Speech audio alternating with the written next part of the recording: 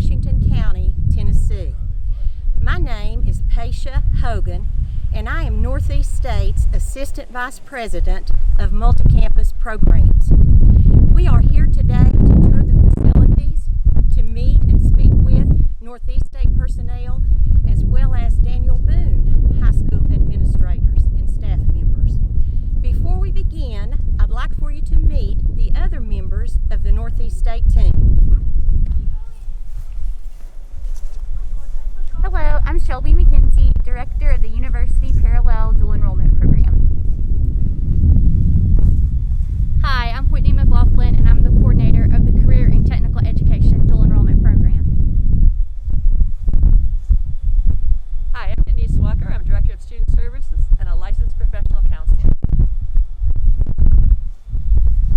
Hi, I'm Amy Lippo, and I'm one of the librarians at Northeast State. So the first stop on our tour is the Daniel Boone High School librarian. Please introduce yourself.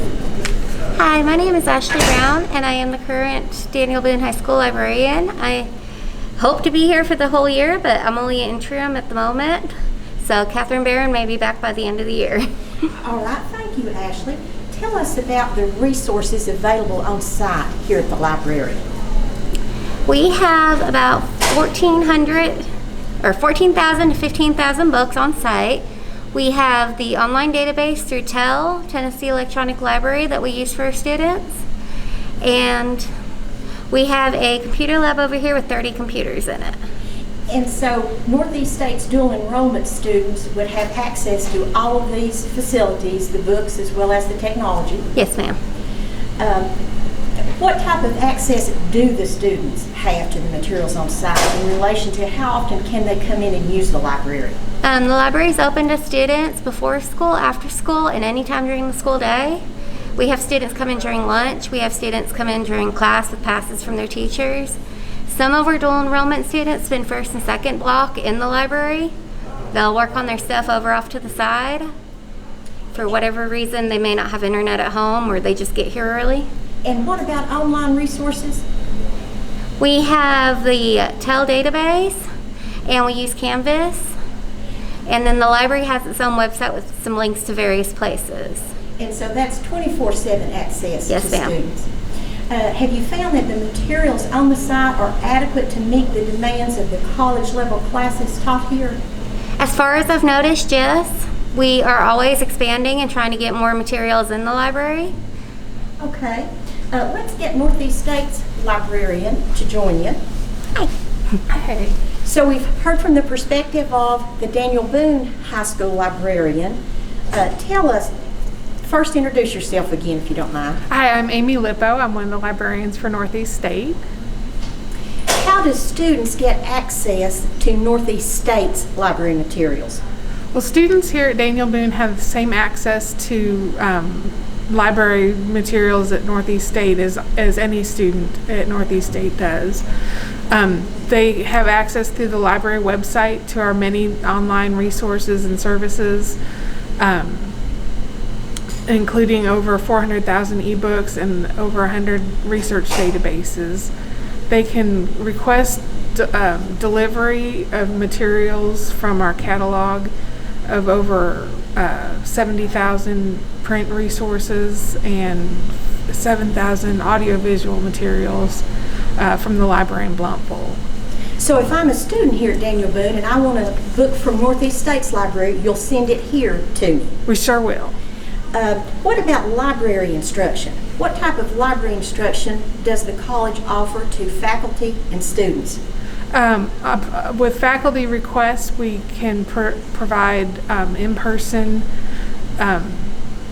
library instruction here on site. We can do remote instruction through Zoom, and we also have pre-recorded library instruction modules that teachers can embed into their D2L classes. And how often does a librarian visit the Daniel Boone High School campus?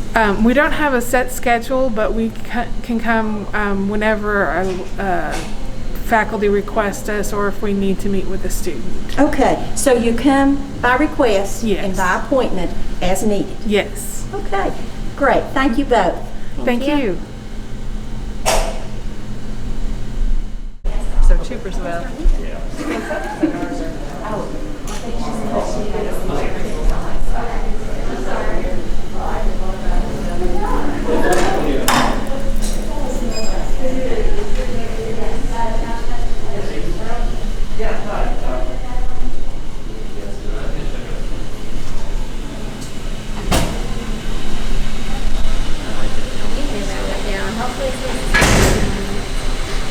Yeah, well, I've got a student who wants to Zoom.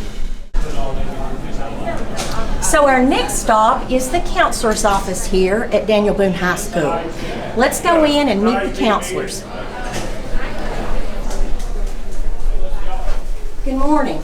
Hello. Let's begin with your introducing yourselves, please. I'm Miss Gentry. I'm one of the school counselors here at Daniel Boone High School. I'm Jonathan Odom. I'm another one of the school counselors here at Boone. And I'm Regina Cox, and I'm one of the counselors also. All right. I have a couple of questions for you, if you don't mind. I believe Northeast State has had a partnership with Daniel Boone High School since 2013, so 7 years history there. Over that time, what processes have you developed in relation to working with the college's personnel to identify the classes students need to take? We've looked at the classes that students need for graduation purposes and tried to align it with classes they could take at Northeast State to fulfill those graduation credits. And then we also look towards general education requirements that a student would need no matter what degree they're pursuing. And then we work closely with Northeast State in selecting the classes here at Boone, and then also putting the correct students in those classes so that way they'll be successful in those classes. Okay. What types of support services are available to the dual enrollment students here? They have full access to not only Daniel Boone's library, but also at the library at Northeast State for any needs that they might need for paper writing or research purposes. They also have support through Northeast State as far as the teachers contact us if they see students slipping in academic areas, so that way we can talk to students and try to help overcome whatever barrier they might have. What if it's not an academic problem? What if I have another issue I'd like to speak to a counselor about? How does that work? Any student of ours is welcome to come to the counseling office at any time to speak with us, whatever social emotional issues that they might have as well. And who's your primary contact with Northeast State? Shelby McKenzie. All right, Shelby, if you wouldn't mind to join them, and I believe we've got a couple of other members of Northeast State's counseling and advising and dual enrollment staff.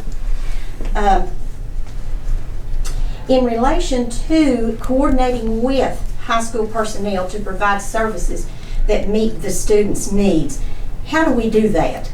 Well, every year we have Shelby provides a high school counselor meeting, and then all of us come and try to share our services, our resource information, and we try to update and meet the changes we're having. All right. What academic and student support services overall are provided? Well, the students are welcome to counseling. They have a lot of services here, but we can certainly meet with them. They can be referred by a counselor or by one of the faculty members could refer. Accessibility Services works with them. Any of the students who need accommodations in a dual enrollment class, they come and meet with them here or do that online or at Northeast State campus. Okay. So as the college's primary contact, Shelby, it sounds like you have the greatest interaction with both the staff, the faculty, and the students here on the campus. How do you measure the student satisfaction with the service they're provided? Dual enrollment students are encouraged to participate in the Enrolled Student Satisfaction Survey that's administered every fall semester. And what if there's a negative result? How do you handle that? We work with the student support office that may be, if there is a concern, we would work with that student support office to address that as needed. What about communicating with the students? How do you communicate things like academic calendars, grading policies, refund policies? Well, the student's syllabus for each class is going to have their grading policies. It's going to have information on there, just like any of our other students would have. And then our online catalog provides information about policies, other kinds of policies, our academic calendars on the Northeast State website, and the, forgot the one thing you said. Refund policy. So all the financial thing is also on the website. So all the information is available on our website for all students. What if a student has a complaint? How do you advise a student there? If a student has a complaint, they can go to the Northeast State website and fill out the complaint form. That complaint form will then be sent to our Vice President of Institutional Excellence and Student Success. And so all these things are available on the website. Where on the website can these different types of things be found? If you go to our homepage and select the student tab, the student complaint option is available there. And then the catalog is available in the academics tab on our website. And then in addition to those two resources, we also have a dual enrollment student handbook that's available on the dual enrollment webpage. And that's also sent to all of the dual enrollment faculty members, and they upload it to the D2L course pages. Are the processes or the policies and procedures any different for Daniel Boone High School dual enrollment students than they are for any other Northeast State student on any other campus location? No, they are not. They're the same policies and procedures. And the primary communication strategies that you use to disseminate this information to dual enrollment students. Categorize that for me. Sure. We have student interest meetings and parent nights in preparation for each academic year. And we also have orientation sessions with all of the dual enrollment students.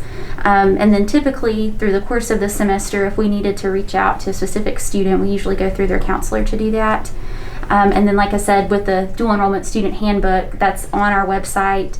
And then the instructors also upload it to their individual course pages in D2L. And remind me, what's available to the struggling student?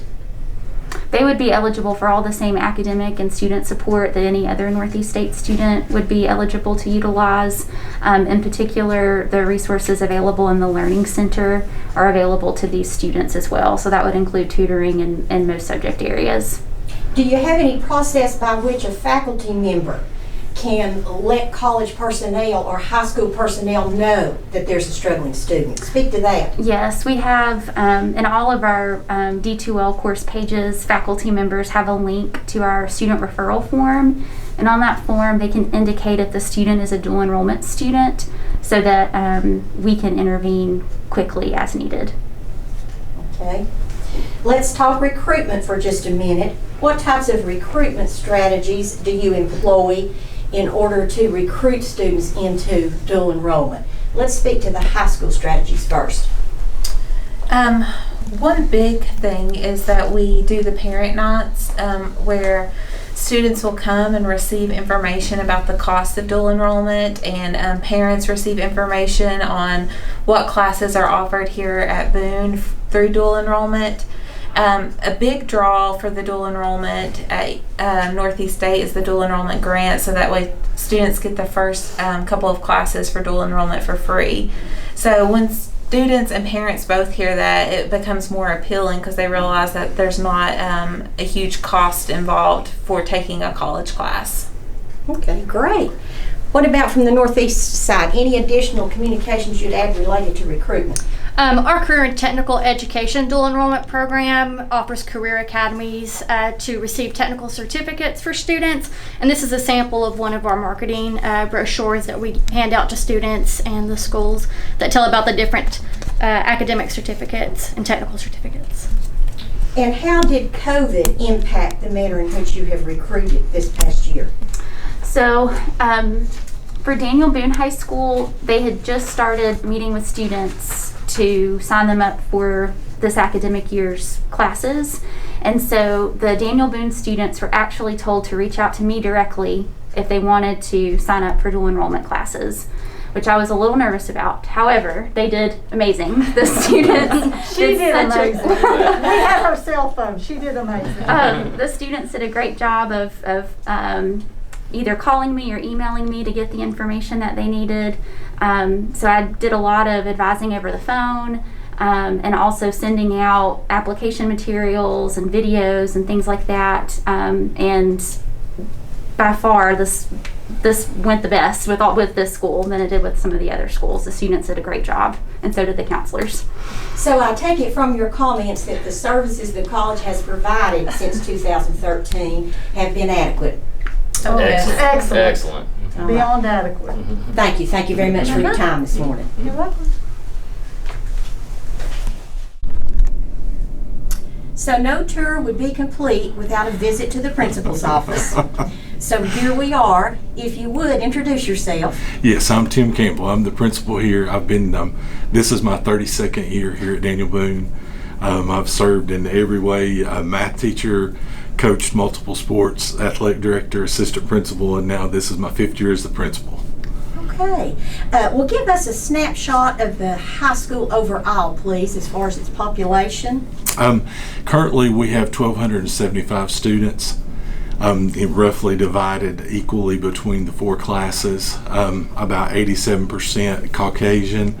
Our last year's graduating class had a 20.9 ACT average, so that was something we were really proud of because they had brought up the class average almost a full point. Typically, we will average over $5 million in scholarships each year for the graduating class. Sometimes it's more. Last year was a little bit less due to circumstances. We're just really a middle class school. We're very, very fortunate to have the support of the community and the school board.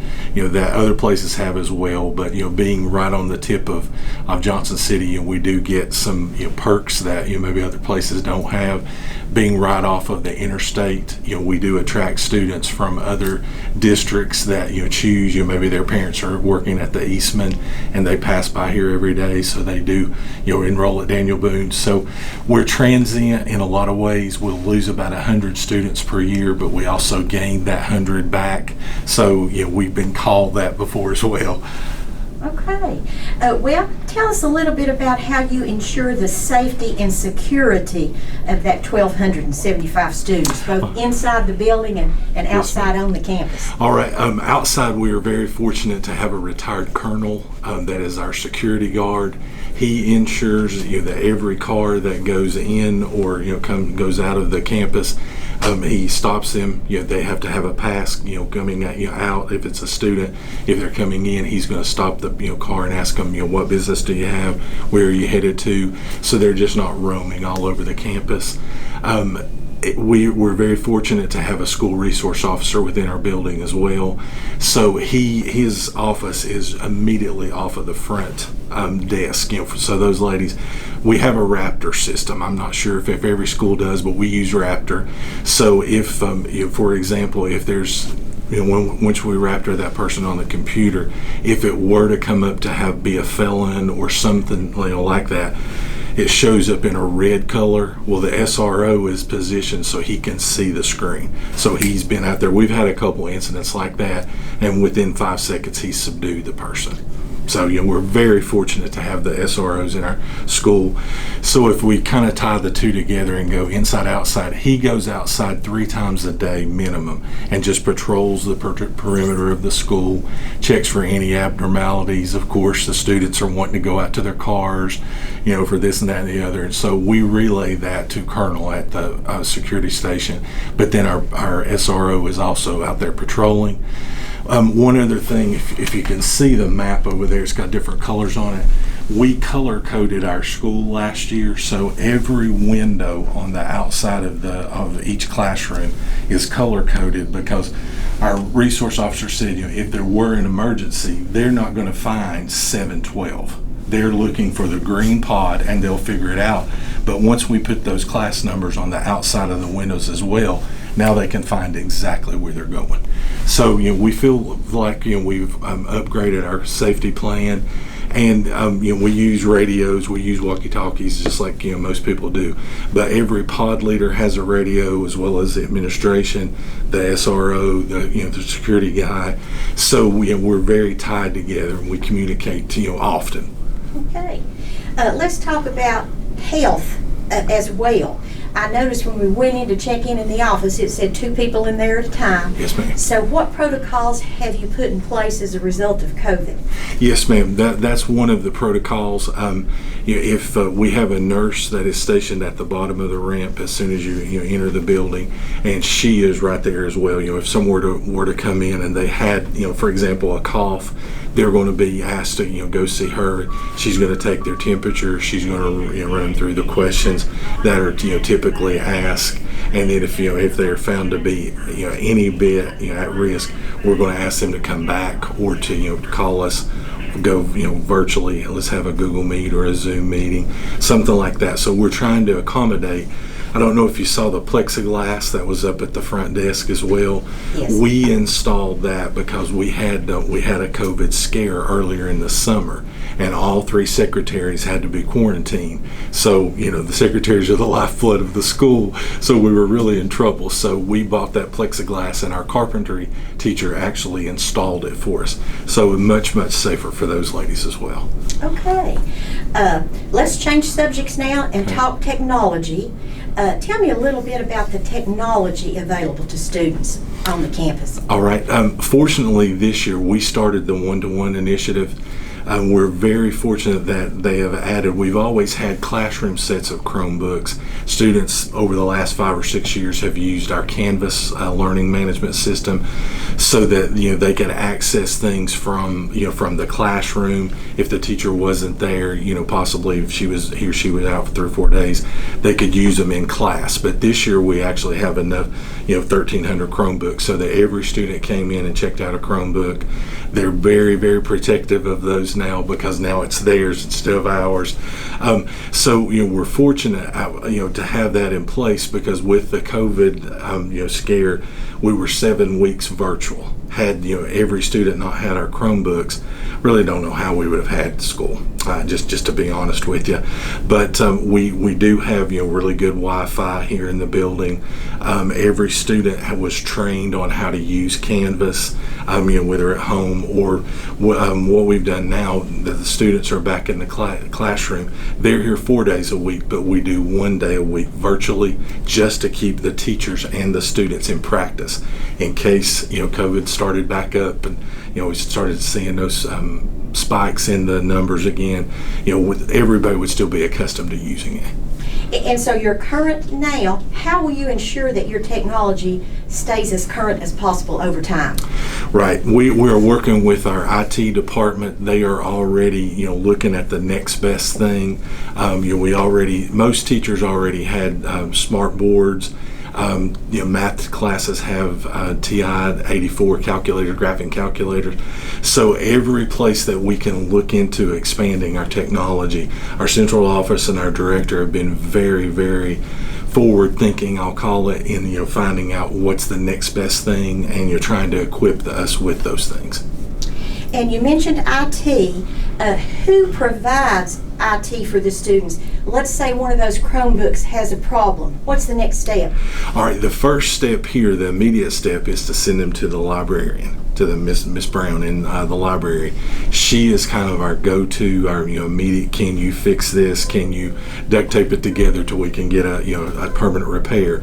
Also with Canvas, since we use that software platform every day, we do have a gentleman that is just an expert on Canvas, so he can troubleshoot.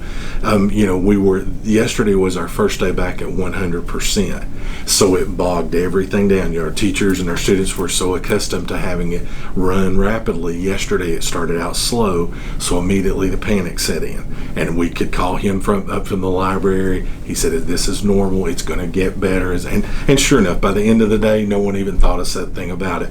So we're lucky to have both of them on campus with us. Then our IT department at central office is only a phone call away as well. So if we have something major happen, we just shoot a call to them, and they're out here within 15 minutes. Okay. I believe that concludes my questions. All right. Appreciate your time. Thank you all. I believe our next stop is to take a look at some of the classrooms that Northeast State uses here on your campus. Sure, absolutely. Thank you. All right, thank you all.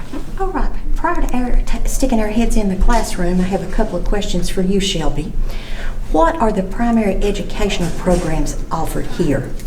We have the General Education Academic Certificate, and to support that we have the University Parallel Dual Enrollment Program here, and also the Career and Technical Education Dual Enrollment Program. So what classes are offered this semester?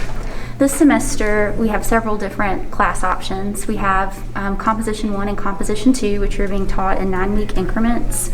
We also have semester-long Composition 1, semester-long public speaking. We just finished up Introduction to Psychology, which was a 9-week course, and then those students are also going to be taking Art History 2, but they'll be taking that one online during the second 9 weeks. And how many students are currently enrolled? We have 91 students enrolled. Tell me about faculty. Full-time, part-time? Sure. We have had 4 full-time faculty members here this semester. Do we have faculty domiciled here at the campus? No, we do not. Tell me about the primary positions the college has to support dual enrollment. Sure. We have 2 full-time administrative positions for the University Parallel Dual Enrollment Program, a director, which is myself, and then a coordinator. In addition to those 2 full-time positions, we have 2 temporary part-time positions who serve as dual enrollment substitutes that we utilize when our faculty need to be absent. And then for the Career and Technical Education Dual Enrollment Program, we have 1 full-time director and 2 coordinator positions, a dual enrollment coordinator and then a dual credit / LEAP grant coordinator, and both of those coordinator positions are grant funded. We also work closely with various offices at the college who support the program, both programs. We work with the admissions office frequently, the accessibility office, and also the advising resource center as needed. And then there is an administrative support position for the multi-campus programs division that also supports both programs. And so the University Parallel Dual Enrollment Program and the Career and Technical Education Program, do those units have individual budgets? Yes, we do. And what do those budgets cover? The University Parallel Dual Enrollment budget, as well as the Career and Technical Education Dual Enrollment budgets, pay for the full-time positions for both programs. So for the University Parallel budget, that would cover the director's salary and benefits, as well as the coordinator. And then the Career and Technical Education program would cover the director's salary and benefits. And then we also have travel and operating costs for all those programs. And then other types of costs associated with dual enrollment programming, how are they covered? Costs for faculty and faculty travel is covered by the individual academic divisions. So it sounds like the college has a disaggregated model for budgeting. What about students being able to evaluate faculty? Are they able to do that? Yes, dual enrollment students are encouraged to participate in the IDEA evaluation process, which happens towards the end of each semester, and that process is the same for our dual enrollment students as it would be for any other student at a Northeast State campus.